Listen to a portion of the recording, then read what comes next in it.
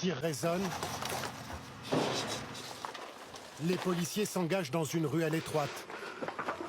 Quand le chef d'équipe entend un bruit.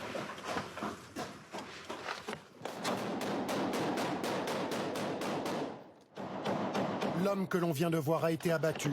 Il n'avait pas d'arme visible, mais pour la police, sa simple présence ici fait de lui un complice des gangs. Ok. Stand by.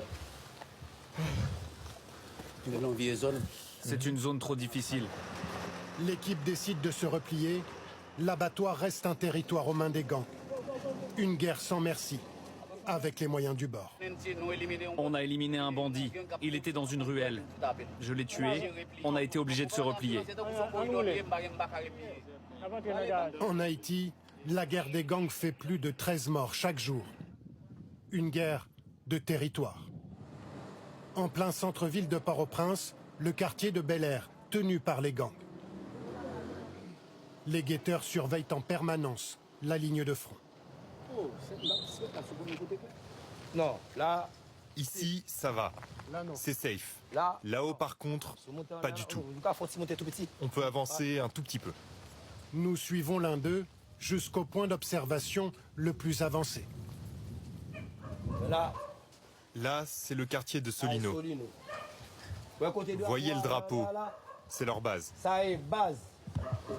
Au bout de la rue, c'est le quartier ennemi. Voilà plusieurs années que le gang de Bel-Air essaye de le conquérir. Il y en a un qui sort la tête de temps en temps. Je vais lui tirer une balle, là. Prendre le contrôle d'une nouvelle zone, c'est s'assurer des revenus grâce aux raquettes. 5 jours plus tôt, les deux camps s'affrontaient.